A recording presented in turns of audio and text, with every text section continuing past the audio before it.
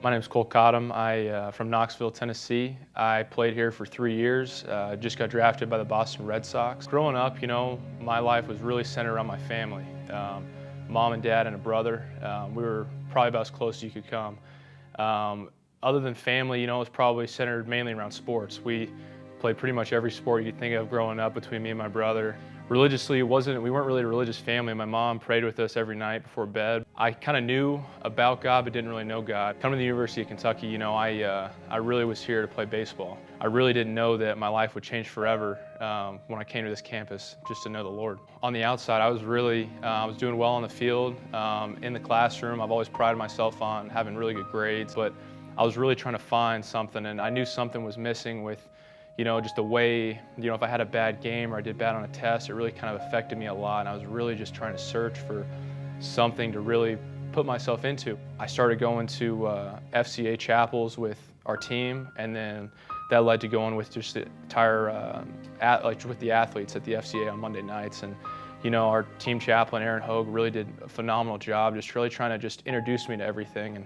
And I was really blessed with the resources I had between Aaron and Coach Minge and Coach Gwill. They were such big influences in my life, but beyond that, I went back to my house at night, and Luke Becker, my best friend to this day, he's one of the biggest influences in my life. He changed my life tremendously. Luke and I met freshman year, and we were pretty much friends right away, and our relationship grew as well, but he's definitely one of my best friends right now. And seeing him for a couple years, and then him finding the Lord and really going through some tragedy, spared his life, and seeing the change in that, hearing that story, talking to him.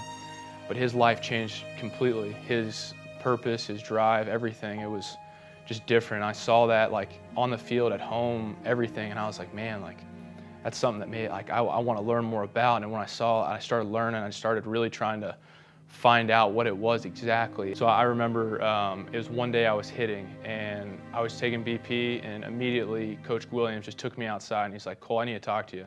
It was before a game, and he's like, Cole, I need to talk to you. And we talked about pretty much just Christ, and he's like, Cole, he knew I have a really strong relationship with my dad. He's probably one of my best friends, and he's just told me, Cole, the way you and your dad are, that's how you and the Lord are. Would your dad ever do anything? Would he ever lead you astray? I was like, no. He goes, the Lord will never lead you astray. And it's your dad would do absolutely anything to protect you, right? I was like, absolutely. And he goes, the Lord would too. He's like, that's how it is. And I was like, it really hit home with that personal, family reference for me, being such a strong family-oriented guy. I remember specifically on May 11th, 2018, Aaron Hogue, our team chaplain, and I went into the old football meeting room, and he asked me, he's like, Cole, I just need to know, where are you?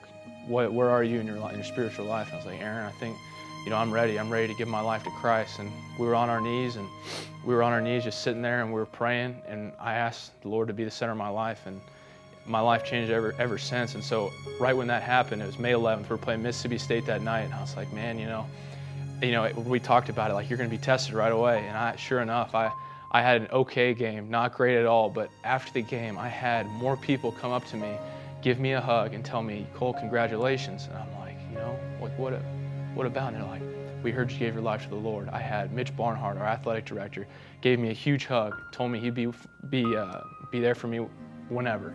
I had so many other people that I've never really reached out to. They haven't reached out to me. They gave me a hug and said, congratulations, finally, that's the best thing that could have happened in your life. And I'm like, you know what, you're right. Now that I gave my life to Christ, I know that my identity is not in baseball, it's not in my performance on the field, but it's just in my relationship with the Lord. And that's been something really strong with me, and it's been a challenge. There hasn't been, it's not sunshine and rainbows all day. There's times where you really have to work, and it's a struggle, and so it's a struggle for everybody. But it's something that I've learned from, and something that's obviously made me a better person. It's just having my relationship with Christ at the center of my life has just made me so much happier.